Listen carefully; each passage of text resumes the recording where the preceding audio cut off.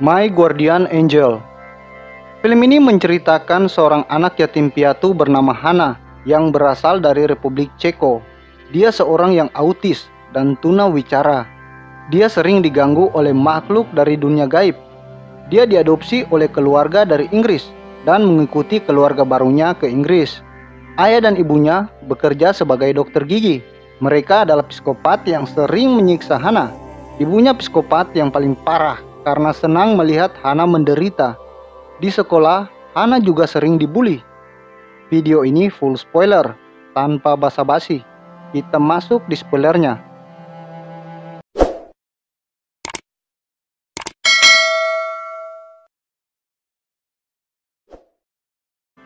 Film bermula di mana Hana yang berada dalam kamar dan dia seperti berbicara dengan seseorang, padahal di situ tidak ada orang. Kemudian dia keluar kamar dan menemui ayah dan ibunya. Tapi ayah dan ibunya tidak ingin dia berada di situ. Ayahnya menyuruh Hana mengambilkan segelas anggur. Dia mengatakan kalau dia lapar. Tapi ibunya tidak mengizinkan dia makan karena akan merusak giginya. Dan dia pun masuk kembali dalam kamarnya. Dalam kamar, Hana memegang sebuah pisau dan pergi lagi pada orang tuanya membawa pisau itu. Dia pun diusir ibunya. Saat Hana duduk di ranjang, tiba-tiba ada makhluk tak kasat mata yang duduk di sampingnya dan membisikkan sesuatu. Tiba-tiba pot bunga jatuh dan ayahnya masuk kamarnya. Ayahnya kemudian memarahinya.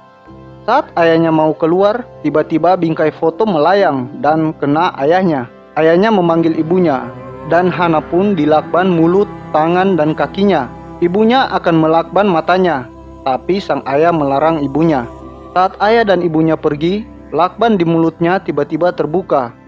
Di situ, Hana mengingat kekejaman orang tuanya yang telah mengurung saudara kembarnya dalam gudang dan menendang pinggangnya. Saat pagi hari, Hana dibebaskan oleh ibunya untuk pergi ke sekolah. Saat makan, ibunya merampas makanannya dan langsung membawanya ke sekolah.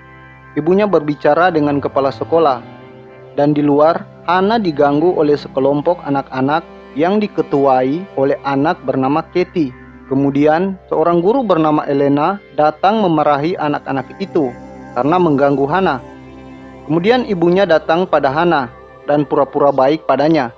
Tapi Elena mencurigai kalau ada sesuatu yang ganjil dengan orang tua Hana.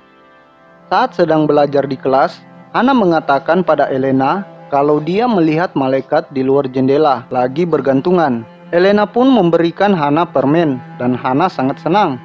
Saat pulang rumah, ibunya menyuruh Hana membuat teh dan ibunya hanya asik menonton. Ibunya menyiram Hana dengan teh buatannya. Tentu saja Hana sangat kesakitan. Saat itu ayahnya datang dan menarik Hana, dan permen yang diberikan gurunya pun jatuh. Melihat permen itu, ayah dan ibunya sangat marah. Hana pun dibawa di tempat praktek gigi orang tuanya. Di situ, Hana diperiksa dengan sangat kasar, mengakibatkan mulutnya luka-luka. Adegan berpindah, di mana Hana dalam kamar menangis di depan cermin. Dan diperlihatkan kembarannya yang mati gantung diri. Keesok paginya, Hana terlambat pergi ke sekolah dan ibunya beralasan Hana baru habis pemeriksaan gigi. Di situ, dia diejek oleh teman-teman sekelasnya. Hana pun kabur dan pergi ke toilet. Elena mengikuti Hana. Di toilet, Hana menulis tentang dokter gigi dan memberi isyarat kalau dia tidak menyukainya. Gurunya menenangkannya.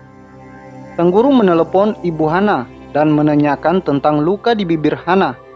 Ibunya berbohong dengan mengatakan kalau Hana terlalu banyak bergerak saat pemeriksaan. Di sekolah itu tak ada satupun yang mau berteman dengan Hana. Dia selalu mendapat ejekan dari teman-temannya. Saat di dalam kamar, Hana menatap cermin dan menulis "Sorry for being angel". Dia pun memegang pisau dan tiba-tiba lampu berkedip-kedip. Dalam kaca muncul seseorang. Ayahnya datang memarahinya. Orang tuanya pergi ke sekolah untuk melakukan pertemuan dengan guru. Di situ, kepala sekolah menunjukkan gambar Hana dan ibunya mengatakan kalau Hana punya kembar bernama Angel yang telah meninggal karena trauma masa lalu. Tapi mereka tidak mau mengatakan bagaimana Angel meninggal. Saat di perjalanan pulang, sang ibu mengejek Kepsek itu karena percaya dengan kata-katanya. Ternyata Elena mengikuti mereka. Elena mencoba mengintip, tapi jendela semua ditutup. Hana disekap di bawah tangga dan ayahnya lanjut mengoyak giginya. Saat pagi, ibunya mengisi ruang tamu dengan barang-barang Hana karena Kepsek akan datang mengunjungi rumah mereka. Sementara Hana disekap dalam ruangan. Ibunya mengatakan kalau dia sering bermain dengan Hana di situ. Dasar munafik. Mereka berbasa-basi dan guru itu pun pulang. Ibunya pun memarahi Hana tanpa sebab yang jelas dan dia tidak diberi makan malam hari. Saat Hana di depan cermin, tiba-tiba Go to sleep. Think of me. Angel akan membantunya. Hana pun bergegas tidur. Paginya, Hana terbangun dan pergi ke gudang di mana Angel sering dikurung dan tempat Angel bunuh diri. Hana akan bunuh diri juga, tapi tiba-tiba Angel memanggilnya. Di situ, Angel mengatakan supaya mengizinkan dia merasuki raga Hana supaya bisa balas dendam. Angel pun mengatakan supaya Hana pergi ke seorang cenayang dekat sekolahnya. Ternyata Hana bermimpi. Hana pun masuk ke kamar orang tuanya dan mengambil boneka milik Angel dulu. Ibunya masuk dan memukul Hana dan memarahinya. Saat sampai di depan sekolah, Hana pergi ke tempat cenayang itu. Sang cenayang mengajarkan dia bagaimana cara menggunakan mantra yang baik dan benar. Mantra yang diajarkan adalah tentang voodoo. Sekedar info guys, yang nggak tahu tentang voodoo, itu kalau kita di Indonesia sama seperti santet. Oke lanjut. Dia pun memberikan buku voodoo pada Hana. Saat Hana akan pergi, sang cenayang meminta untuk memegang tangan Hana. Sang cenayang mengecek Hana, dan akhirnya dia tahu kalau dia bukan Angel. Dulu, waktu Angel masih hidup, dia sering pergi ke cenayang ini, hingga sang cenayang mengira kalau Hana adalah Angel. Sang cenayang mengatakan kalau Hana harus membiarkan Angel masuk di raganya untuk membantunya. Hana bergegas ke kelas, dan gurunya memperhatikan buku voodoo Hana. Gurunya mengajak Hana ke kelas yang kosong. Saat Hana menunjukkan bukunya, datang kepala sekolah. Kepsek memarahi Elena karena melakukan hal yang di luar batas seorang guru. Tapi Elena mengatakan kalau dia merasakan kalau Hana mengalami tekanan batin karena dia juga pernah mengalaminya. Elena ingin membantu Hana, tapi sang Kepsek mengatakan kalau Hana hanya trauma dengan meninggalnya saudara kembarnya bernama Angel. Kepsek juga mengatakan supaya tidak ikut campur dengan urusan pribadi Hana terlalu dalam. Saat Kepsek pergi, Elena menemukan pembatas buku Hana. Saat malam hari, Hana serius membaca buku mantra. Kemudian, Hana mengambil gunting dan masuk ke kamar orang tuanya. Dia mengambil potongan rambut dari ibu dan ayahnya.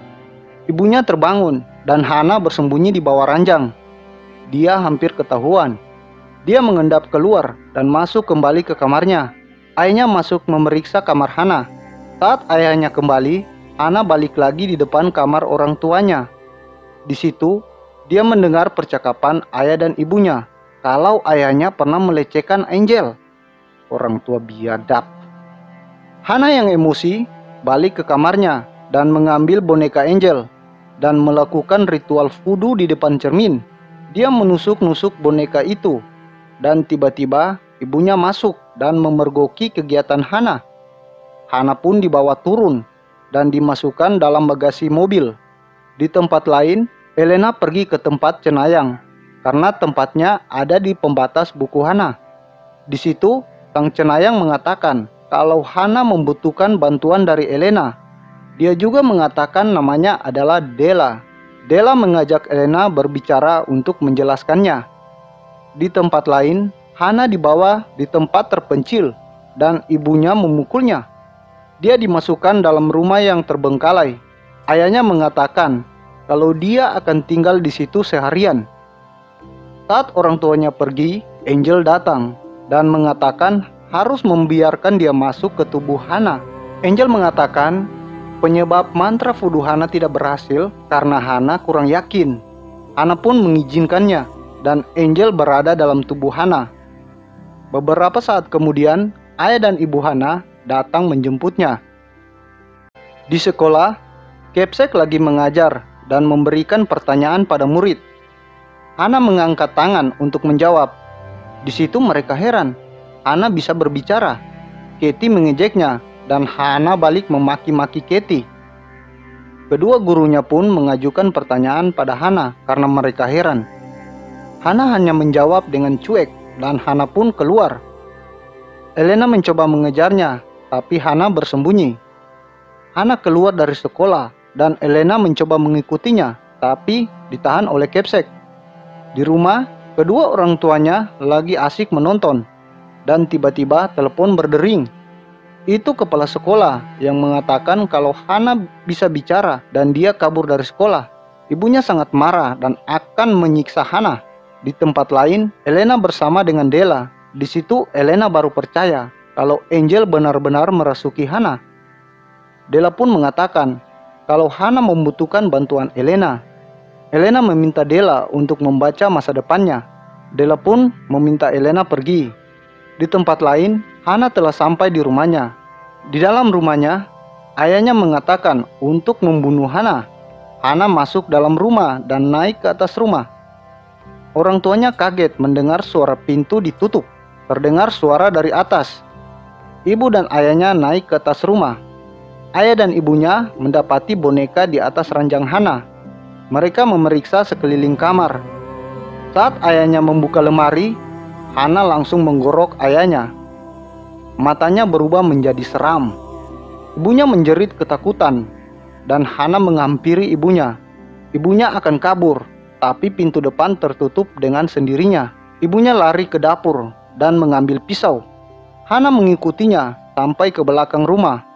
Di depan, Elena datang. Dia masuk dalam rumah dan memeriksa rumah Hana. Dia mendapati ayah Hana yang sekarat. Dia akan menelepon polisi, tapi batal karena ingat pesan Della. Dia memakai telepon rumah menelepon polisi dan membiarkannya. Dia lanjut memeriksa sampai ke belakang. Saat dia masuk di rumah belakang, dia ditusuk oleh ibu Hana. Ibu Hana sangat kaget. Tiba-tiba Hana muncul dan menggorok ibunya. Hana mencoba menolong Elena. Di situ ibunya meninggal. Hana berterima kasih pada Elena dan Elena pun meninggal. 1 bulan kemudian, ada anak-anak sedang bermain di taman.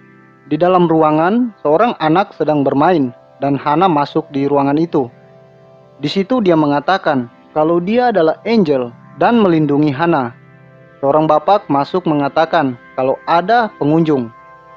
Ternyata itu Della. Della mengatakan hasil dari penyelidikan polisi, orang tuanya dibunuh oleh Elena dan Elena mati oleh ibunya. Della menarik tangan Hana dan roh Angel keluar dari tubuh Hana. Hana pun mengatakan selamat tinggal pada malaikat penjaganya. Film pun tamat.